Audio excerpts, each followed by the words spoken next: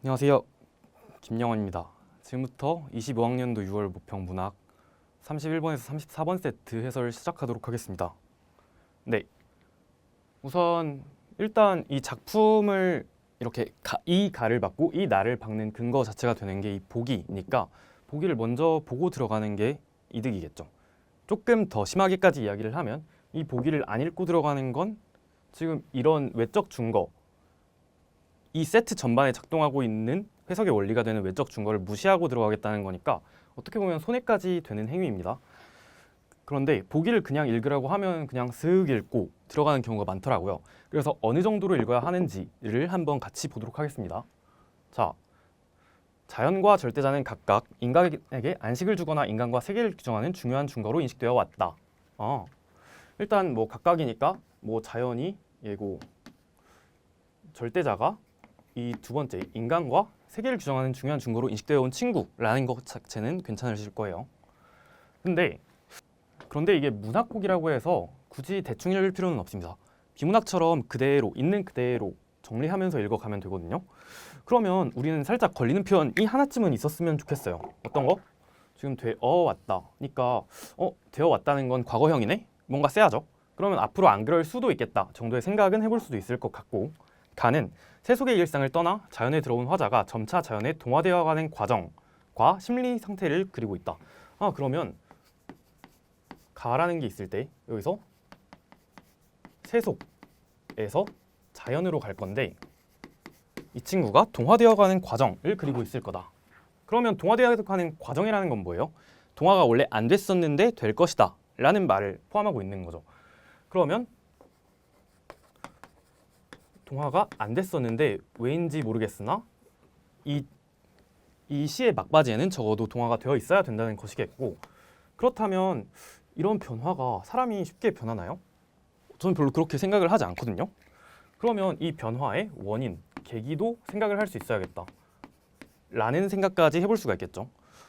그러면 가시에서는 뭔가 세속에서 자연으로 갈 건데 어떤 계기로 인해서 자연에 원래는 동화를 못했다가 차차 동화를 해 가겠구나 라는 거 괜찮고, 그러면 볼게요.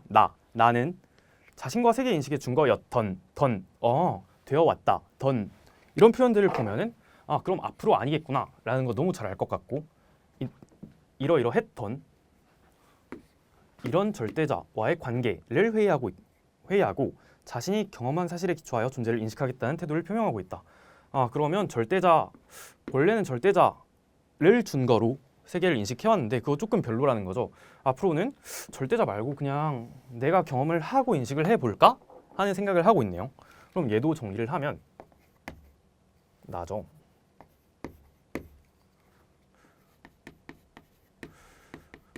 절대자라는 것의 절대자와의 관계,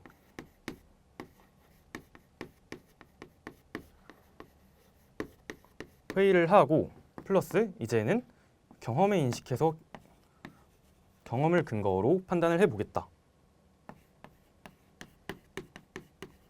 이 정도 말이 있으니까 사실 이렇게까지 알고 가면 주제를 알고 가는 거거든요. 그래서 웬만하면 이 정도의 내용에 대한 보기일 경우에는 굳이 이걸 안 읽고 들어가기보다 읽고 들어가는 게 충분히 이득이 될 거라는 걸 생각해 보셨으면 좋겠습니다. 자, 그러면 보기를 어느 정도 정리하고 이 정도 정보가 머리에 있는 상태로 들어간다는 전제 하에 지문을 이제부터 읽어보겠습니다. 자, 가지문. 청산행. 이기철의 청산행이래요. 그러면 청산행이니까 청산으로 간다는 것 같고, 청산? 이거 너무 자연이죠. 그러면 청산으로 간다는 게 이런 말이구나. 자연으로 들어간다는 거구나. 손 흔들고 떠나갈 미련은 없다. 미련이 없대요. 근데 이 친구 약간 상남자식 인사를 지향하는 거죠. 안녕 하고 빠이빠이를 하는 건 그 자체로 미련이라고 보나 봅니다. 그래서 미련은 없대요. 미련 없고 며칠째 청산에 와 발을 푸니, 그러면 청산에 온 지 며칠이 된 것 같고 공간적으로는 청산행이니까 뭐 청산에 왔겠죠. 와 발을 푸니 흐리던 산길이 잘 보인다. 안 보이다가 잘 보인다 라는 거겠죠. 그러면 이거 뭐 적응을 한다는 건가? 모르겠네요. 상수리 열매를 주우며 인가를 내려다보고 쓰다 둔 편지 구절과 버린 칫솔을 생각한다. 지금 이 친구가 미련은 없다라고 해놓고 나서 지금 왜 인가를 굳이 내려다보고 이런 것들을 생각을 하고 있을까? 별로 미련이 없어 보이지가 않죠. 너무 이 세속 속세에서 하던 것들인데 얘네를 생각한다. 그런가 봐요. 아직 완전히 있지는 않은 것 같기도 하고. 남방으로 가다 길을 놓치고 두어 번 허우적거리는 여울물. 그러면 여울물이라는 친구가 뭐 이렇게 강이 흘러가다가 남방으로 가다가 두어 번 허우적을 됐나 봐요. 뭐 자연의 모습이겠죠. 산 아래는 떼까치들이 몰려와 모든 야성을 버리고 들 가운데에 순결해진다. 뭐 자연의 모습이네요. 근데 모든 야성을 버리고 들 가운데에 순결해진다. 이게 뭐 화자가 좋게 보는 걸 수도 있겠는데 잘 모르겠어요. 일단 다음. 길을 가다가 자주 뒤를 돌아보게 하는 30번 다져두고 30번 포기했던 관습들. 이거 이 정도가 나오면 뭔가 반복되는 느낌이 들었으면 좋겠거든요. 내가 지금 어쨌든 청산에 와 있는데 옛날 이야기를 굳이 계속하고 있죠. 아까 막 칫솔, 편지 이런 것들. 그리고 30번 다져두고 30번 포기했던 관습들. 이거 다 뭔가 속세의 이야기인 것만 같다라는 느낌이 드셔야 되고. 자, 볼게요. 서쪽 마을을 바라보면 나무들의 잔숨결처럼 가늘게 흩어지는 저녁 연기가 한 가정의 고민의 양식으로 피어오르고. 지금 서쪽 마을을 보고 나서 고민, 저녁 연기를 보고 그것을 고민으로 이끌고 있네요. 그럼 얘는 속세에서 고민이라는 것을 느끼고 있는 거죠. 지금 속세를 보고 저녁 연기에서 이게 한 가정의 고민의 양식이구나 라는 것을 깨닫고 있죠. 그 다음에 생목 울타리엔 들거미줄, 맨살 비비는 돌들과 함께 누워 실로 이 세상을 알아보지 않은 것들과 함께 잠들고 싶다. 지금 이 친구들은 세상을 알아보지 않은 것들인데 얘네랑 함께 잠들고 싶다. 그래서 뭐 화자가 지금 이런 걸 하고 싶구나 라는 것까지 파악할 수는 누구나 있겠죠. 그런데 우리가 문학을 읽을 때도 언어적인 예민함을 놓치면 안 된다고 생각을 합니다. 어떤 말이냐? 실로 이 세상을 알아보지 않은 것들.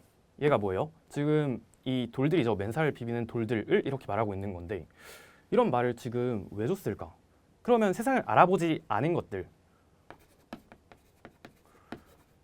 알아보지 않은 것들이 있다면 전체에서는 어떤 것들이 있을 거냐? 알아본 것들도 있겠죠. 그렇다면 그 앞에 있는 이 말, 이 고민이라는 건 뭐예요? 얘는 지금 세상에서 알았던 것들에 대한 말이구나 라는 걸 판단을 할 수가 있겠죠. 그러면 어떻게 될 것 같아요? 이 친구가 지금 세속에서 자연으로 들어와서 처음에 막 며칠 돌아다니다 보니까 너무 좋다. 조금 발을 푸니까 길이 잘 보인다 라고 하다가 옛날 생각을 조금 하죠. 내가 옛날에 막 양치질도 열심히 했었고 편지도 열심히 썼었는데, 그러다가 뭐 관습들까지가 그 부분이겠고, 서쪽 마을을 본 다음에 고민의 양식, 가정의 연기를, 저녁 연기를 본 다음에 고민의 양식. 지금 세속 여기 조금 빡센 동네 아닌가? 여기는 내가 너무 알아야 했던 것 같아 라는 생각을 한 다음에 그럼 그런 앓고 있는 동네 말고 알아보지 않는 좀 자연 좋아, 자연이 너무 좋다, 난 자연에서 살고 싶다 라는 말을 하고 있다는 것이죠. 그러면 이 계기는 뭐로 볼 수 있겠어요? 저녁 연기겠죠. 저녁 연기를 계기로 지금 어떤 자연에 동화된 상태를 지향하게 됐구나. 그러면 여기까지 관습들까지는 아직 동화 중이겠고, 동화가 안 된 상태나 동화 중으로 보면 되겠죠. 자, 이 정도 읽으면 가에 대해서는 괜찮은 것 같고, 그 다음에 나를 한번 볼까요? 네, 방금 제가 분필을 떨어뜨려서 잠시 화면상에 편집이 있었고요. 자, 이제 나를 읽어보겠습니다. 아까 보기에서 읽어둔 거 생각하면서 가야겠죠. 나는 차를 앞에 놓고 고즈넉한 저녁에 홀로 마신다. 차를 마신다는 거겠죠. 내가 좋아하는 차를 마신다. 그 차를 좋아하나 봐요.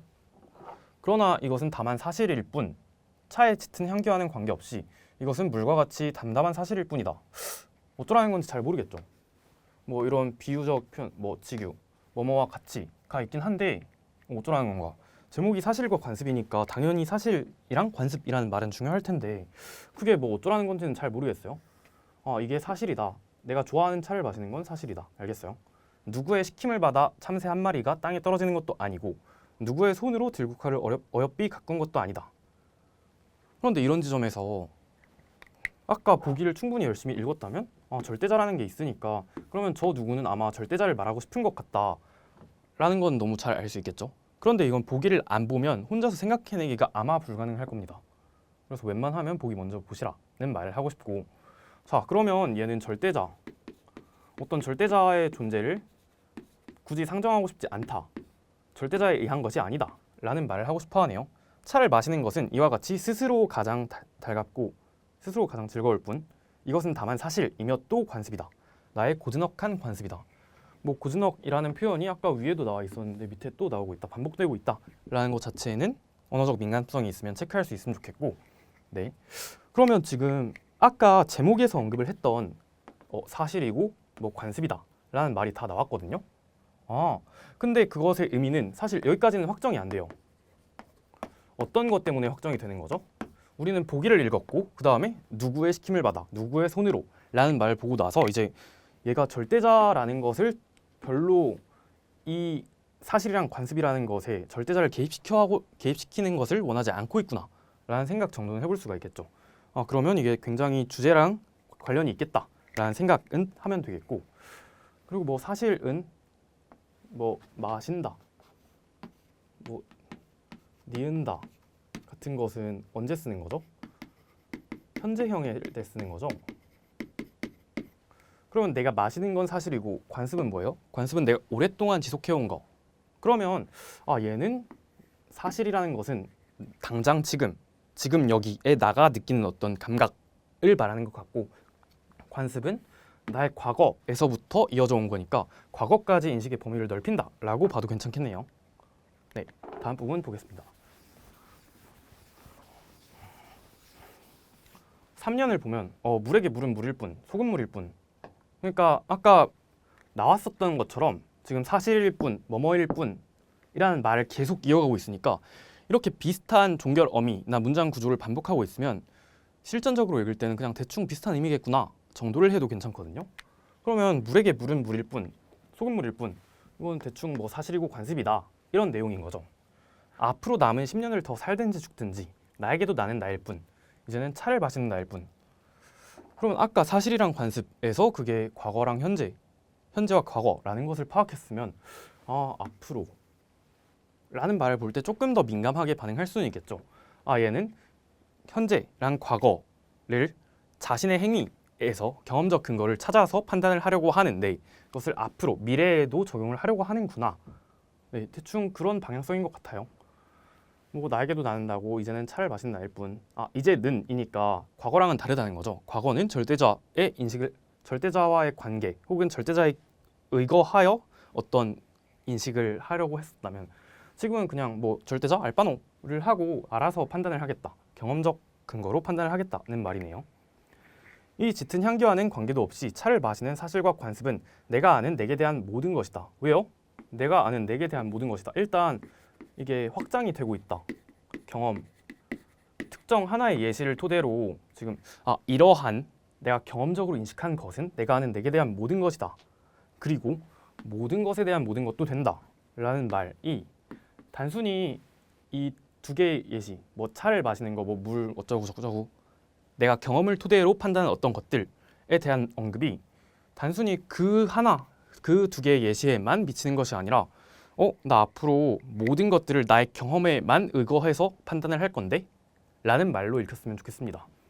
그러면 이 말들이 이제는 이해가 되죠. 절대자와의 관계를 회의. 이거 누구의 시킴을 받아서 한 거 아니고 그냥 그런 건데? 절대자 굳이 안 껴도 내가 판단을 할 수 있겠던데? 라는 생각을 하고 그 다음에 이제 내가 경험한 바 나는 차를 마시는 걸 좋아해. 나는 지금 차를 마시고 있어. 라는 것에서 인식으로 나아가겠다. 그럼 대충 이 시를 파악한 것 같네요. 이제 문제를 풀러 가보겠습니다. 자, 31번 가나에 대한 설명으로 적절하지 않은 것은 적절하지 않은 거죠. 가는 인격화한 대상을 통해 화자의 심리를 내포하고 있다. 일단 이런 화자의 심리를 내포하고 있다. 아니면 뭐 주제의식을 강조하고 있다. 뭐 시상을 전개하고 있다. 화자의 태도를 드러내고 있다. 뭐 여기는 그렇겠죠. 시면은 그렇겠죠. 당연히 이 시에서 시인이 시를 얼마나 열심히 쓰는데 주제의식을 굳이 강조를 안 하고 막 주제랑 반대로 가는 말들을 굳이 넣을까요? 별로 그럴 것 같지가 않죠. 이런 당연한 말들은 판단의 대상이 되지 않는다라는 걸 이해를 하셔야 되고, 그러면 1번에서는 인격화한 대상이 있었냐라는 걸 이해하면 될 텐데, 아까 막 여울물이 남쪽으로 가다가 와리가리를 쳤다, 아니면 나무들이 막 한숨을 쉰다, 숨결이 느껴진다, 이런 말들이 있었으니까 인격화한 대상은 있었던 것 같아요. 그리고 대상을 한정하는 어휘들을 사용하여 주제의식을 강조하고 있다. 이거 왜 나왔을까요?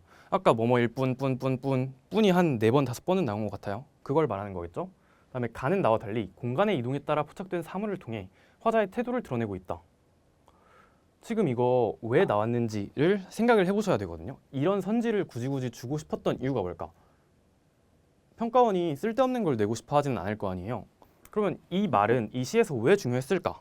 라는 걸 생각해 보면 좋거든요. 어떤 말이냐?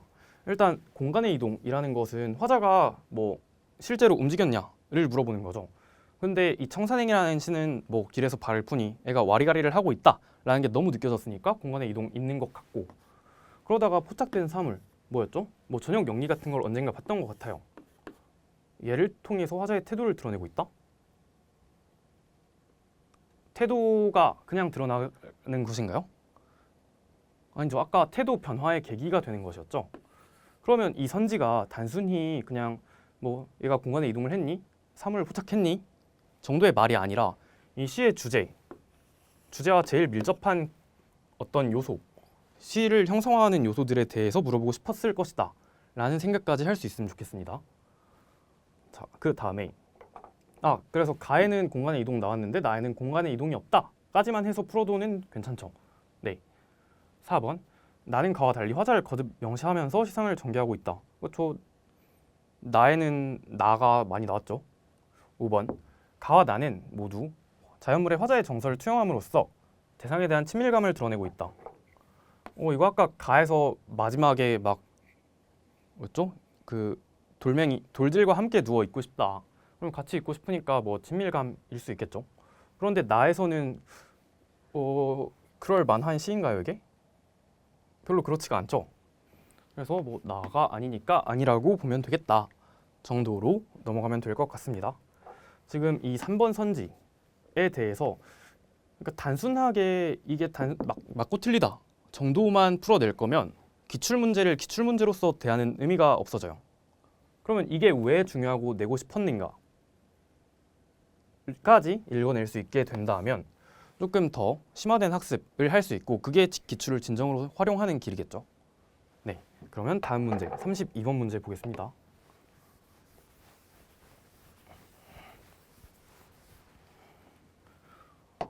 A, B에 대한 이해로 가장 적절한 것은 이 있는데, 이런 특정한 표지가 있고 긍정 발문을 주는 문제들은 왜 낼까요? 이게 너무 아무 말을 쓰고 싶어서 내는 걸까요? 저는 별로 그럴 것 같지가 않거든요.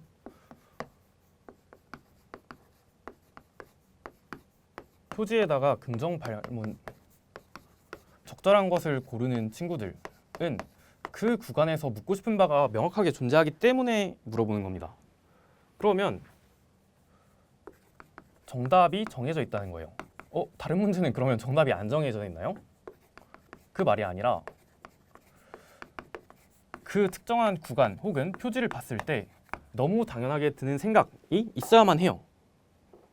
이 정답의 근거를 어느 정도 생각을 추정을 해 놓아야 하고, 그 다음에 이 1, 2, 3, 4, 5번 선지를 대등하게 보는 것이 아니라 내가 지문을 읽으면서 A랑 B에서 했을 법한 생각, 했어야만 하는 생각을 토대로 이거 내가 원하는 그 말이 아닌데 개소리라고 쳐낼 수 있어야 된다는 거죠.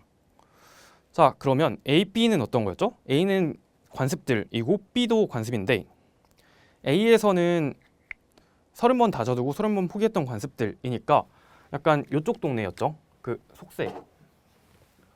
약간 속세고 아직 동화가 되지 못했던 때의 이야기인 것 같았어요.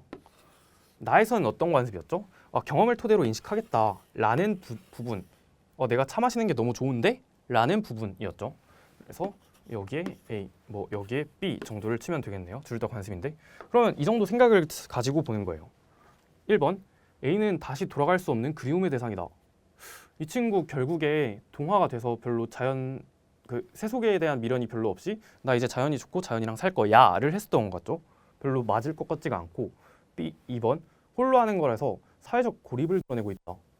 그런 주제가 별로 아니었던 것 같죠? 3번 나는 바라봄의 대상인 서쪽 마을과 관련되어 있다는 점에서 피안에 대한 지향을 피안? 모르겠어요. 물론 알죠. 근데 일단 몰랐을 거고 B 일과를 마친 저녁과 관련되어 있다는 점에서 안식에 대한 지향을 드러내고 있다. 지금 모르겠는데 이 나라는 시가 쉬고 싶다, 안식에 대한 지향이 있는 시가 아니었던 것 같죠?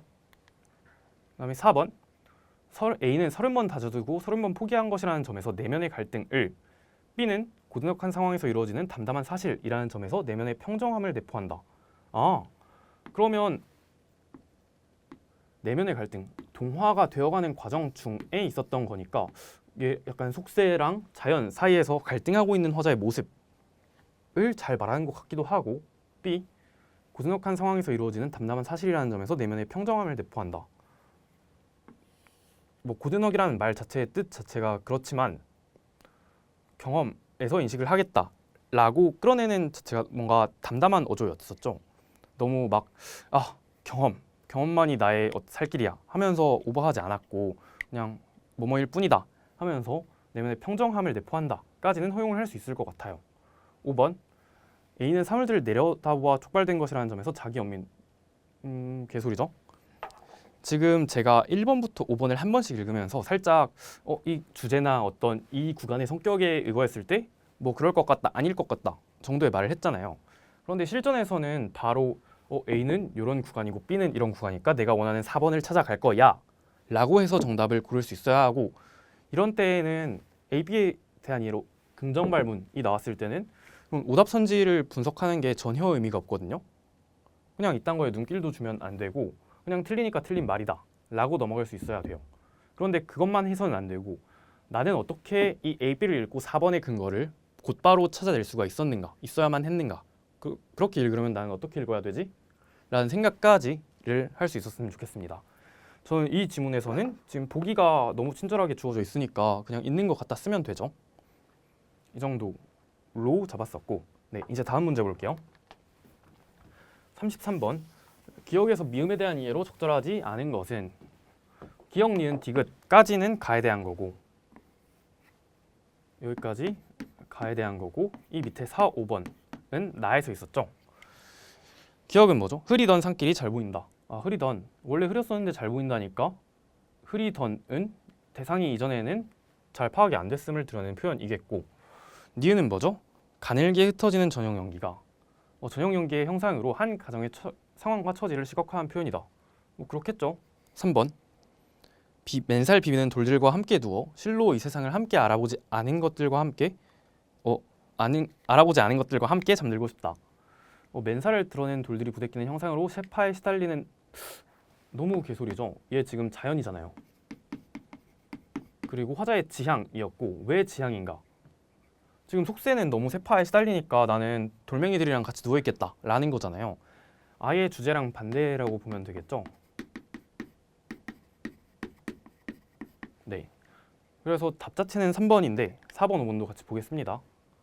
리을은 뭐였죠? 스스로 달갑고 가장 즐거울 뿐. 얘는 화자의 선호에 따른 주체적 행위. 누군가 절대자가 아니라 화자의 선호구나 라는 거고. 5번 미음은 나에 대한 현재의 인식이 이전과는 달라졌음을 드러내는 표현이다. 이제는 이었죠. 이제는 이니까 과거랑 다르니까 이제라는 말을 쓰고 는이라는 보조사를 붙이는 거겠죠. 그래서 답은 3번이고 얘 자체도 어떤 주제, 시를 똑바로 읽어낼 수 있으면 너무 잘 풀 수가 있었다 정도로 정리하면 되겠습니다. 34번은 보기 문제인데 보기는 사실 보기 문제를 풀려고 보기를 읽기 시작하면 이미 틀린 거예요. 물론 틀리지까지는 않겠지만 상당히 불리한 위치에서 시작하는 것은 부정할 수가 없다고 생각하면 되겠죠. 보기를 토대로 지문을 읽었으면 여기까지가 있어야 되는데 이거 없이 그냥 기억에 의존해서 이 보기는 어떤 말이었을까? 내가 읽은 지문에서는 어떤 말이었지? 를 하는 게 그렇게까지 효율적이지 않을 수 있다는 말이에요. 다음 보겠습니다. 1, 2번 가에 대한 거, 나에 대한 게 있네요. 이번 가에 쓰다둔 편지 구절과 버린 칫솔을 생각한다는 것은 자연에 온전히 동화되지 못하는 화자의 심리를 보여주는 것이겠군. 지금 동화 안 되는 것에 대해서 여러 개가 나왔었죠. 편지 구절도 있었고 칫솔도 있었고 또 뭐가 있었나요? 관습들, 이런 것도 있고 인가를 내려다보고 그런 장면들이 있었죠. 그래서 이 부분 아직 동화가 안 됐구나 라는 거 보여주는 거 맞고, 2번 나의 차를 마시는 행위가 내가 아는 내게 대한 모든 것에 대한 모든 것으로 확장되는 것. 근데 확장되는 걸 일단 느껴야 되고, 이것은 경험적 사실을 나와 모든 존재들에 대한 인식의 유일한 근거로 삼겠다는 의식이 반영된 것이겠군. 너무 그렇죠? 이제 절대자 같은 걸 별로 끼워주고 싶지가 않다. 3번 가의 발을 푼이 잘 보인다는 것은 화자가 자연에 친숙해지는 심리 상태를, 뭐 그렇겠죠.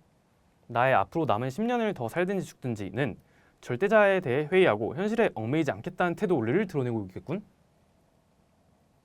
일단 이 시를 똑바로 잘 읽었으면 당연히 뭔가 쎄하죠. 별로 기분이 좋지가 않아요. 그런데 이게 기출이니까 우리는 기출에 대해서는 더 파고 들어야만 하고, 어떻게 볼 수가 있겠냐. 일단 뭐 현실에 얽매이지 않겠다. 이걸 뭐 내용을 토대로, 내가 끌어낸 주제를 토대로 하는 것도 괜찮겠어요. 근데 두 번째로는 어떤 것도 할 수 있어야 되냐. 절대자에 대해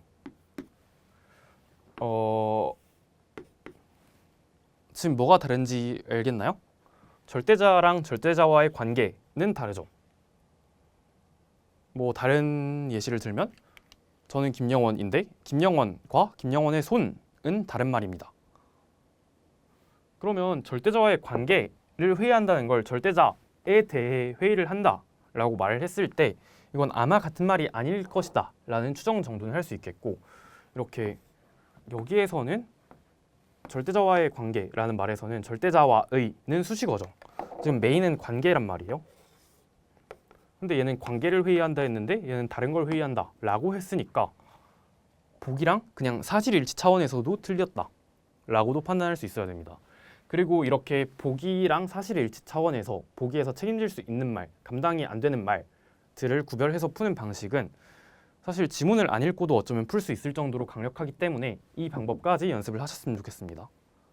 4번 가의 여울물과 때까지 들은 자연에 들어와서 느끼는 화자의 심리가 투사되어 있음을, 뭐 그렇겠죠. 시인데 나의 참새의 떨어짐이 누구에 의한 것이 아니라는 데에서 절대자와의 관계에 대한 회의가 드러나 있음을 알 수 있겠군. 이것도 맞는 말인데 여기에서 봐야 될 건 뭐냐? 이런 말을 주고 싶을 때에는 이렇게 정확하게 준다는 거예요. 그러면 이렇게 절대자에 대해 회의를 한다 라는 말이 이제는 너무 거슬려야만 하고, 뭐 여기에 대해서 이 보기의 내용과 아니면 다른 선지와의 관계를 통해서도 볼 수 있었으면 좋겠습니다.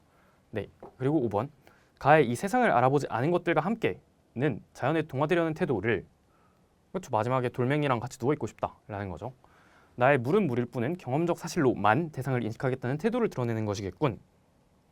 이것도 맞는 말이죠. 그런데 이걸 다 풀고 나서 그냥 답을 맞추는 걸로 만족을 하면 안 되고 기출이니까 조금 더 봤으면 좋겠거든요. 어떻게 보라는 거냐? 이런 보기가 나왔잖아요. 이런 보기들을 근거로 문제를 내기 위해서는 어떤 걸 내고 싶을 것이냐에 대해서 생각을 해볼 필요가 있다는 말이죠. 어떤 걸 내고 싶을까요? 지금 변화가 나와 있죠. 변화가 나오면 그 변화의 양상이랑 변화의 원인을 당연히 물어보고 싶지 않을까요? 그리고 얘가 동화가 안 됐다가 됐다고 하면 동화가 안 된 상태가 있을 것이고 뭔가 아리까리한 상태가 있을 것이고 너무 자연조화인 상태가 있을 것인데 그걸 안 내고 싶을까요?